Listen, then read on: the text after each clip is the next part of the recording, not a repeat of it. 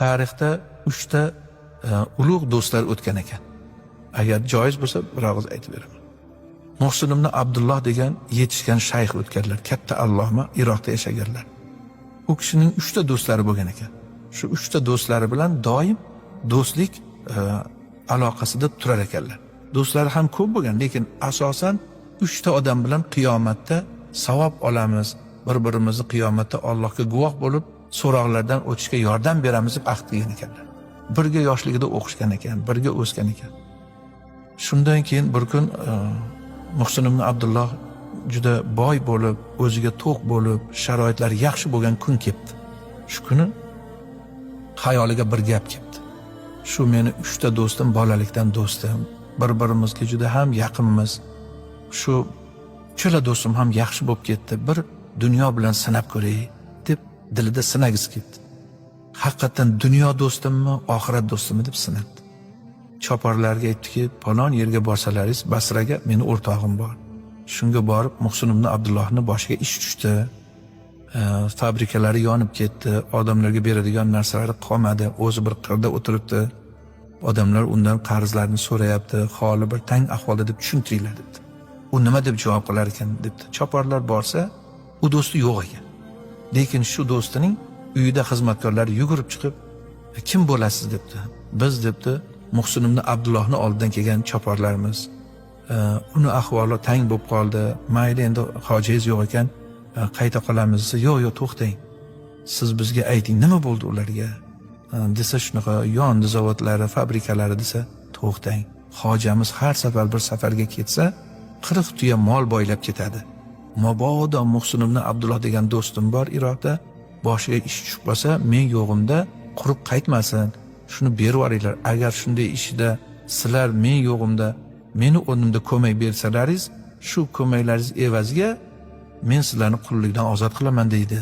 Bu safar biz usta hojamizni xursand qiladigan bo'ldik. Uning yaqin do'stiga boshiga ish tushganda o'zlari yo'q bo'lib turib, biz o'sha ishni bajarishga qurbimiz yetib qoldi. Mana 40 tuya deb molni olib chiqib bergan ekanlar. Haligi molni olib borib Muhsin ibn Abdullohning choparlari Muhsin ibn Abdullohga aytgan ekanlar. Shunda bu do'stimdan ko'nglim to'q. O'zi yo'q bo'lib, o'zining qo'l ostidagi xizmatkorlarga mening tashvishini qilib 40 tuya mol boylab ketgan odam mendan oxiratda savob so'rasam hech ham qizg'anmaydi. Molni molga qo'shinglar, tuyani tuyaga qo'shinglar, ko'paytirib bir kun o'zining egasiga joyiga qaytaramiz debdi. Ko'nglim to'q bo'ldi. Endi borib Kufadagi do'stimni ko'rib kelinglar debdi. Unga ham shunday deb tushuntiringlar debdi. Borsalar Kufadagi do'sti bor ekan.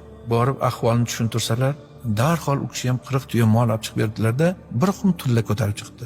Mana mollar zavod fabrikalardagi qarzlarga to'lasin. Mana xumdagi tilla bilan o'zini tiklab olsin debdi-da, juda og'ir bo'pti. Endi darvoqe do'stimga aytib qo'yinglar, men 10 yil qadar bora olmayman u yerga debdi. Nimaga unday deysiz desa, qanday bo'ladi?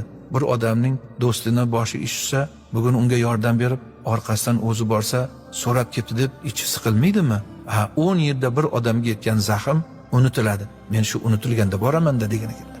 Shundan keyin choparlar borib, mana tasanno do'stingizga 10 yil bormayman deb aytdi-ya bizga. Shu insonni qalbidan o'chganda, unutilganda boraman deb aytdi. Bunday do'stni qanday topib bo'ladi? Sizda shunday bir topilmas do'stingiz bor ekan desalar, undan ko'nglim to'q bo'ldi. Endi borib, yana bir Iroqning chetida bir mahallada yashaydigan do'stim bor. Undan ham holiga qarab so'raylar. U kambag'al, qiyomatli do'stim. Borsalar u kishi ilmdor ekan. Ilm berib o'tirgan ekan. Qarasalar kulbasini yarmi bor, yarmi yo'q ekan. Keyin kelib assalomu alaykum deb choparlar so'rashib, biz shu Iroqdan keldik desalar, Iroqda meni Muhsin ibn Abdulloh degan do'stim bor, tinchmi dedilar. Yaxshilar, har kuni bomdodga chiqib turardilar. 3-4 kundan beri chiqmay qoldi. Nima bo'ldi? Desa, bir xasis odamdan 5 dirham olgan ekan, shu yo'lda so'ragan uchun shunga ko'rinmay turay deb chiqmayapti debdilar. Desalar, hozir o'tirib turinglar deb yo'q bo'lib qoldi. Birdan o'rniga katta bir boy odam keldi. Hozir sizlar 5 dirham turib so'radilarizmi shu insonni? Mana o'sha 5 dirham debdilar. Qani o'zi sizlar? Menga qul bo'ldi deyarmish. O'zini qullikka berib 5 dirham olib bergan ekanlar. Shunda bular yugurib borib, hazrat tushing, biz siz mana yana ustiga 5 dirham qo'shib qaytaramiz desalar, yo'q degan ekanlar. Iymon bilan do'stlik pulga sotilmaydi. Men iymonimni qo'yib, bundan 5 dirham olganman, ishlab beraman deb degan ekanlar. ana shu do'stlikni rishtalarida juda ko'p mashoyixlarning hayotlaridan o'tgan.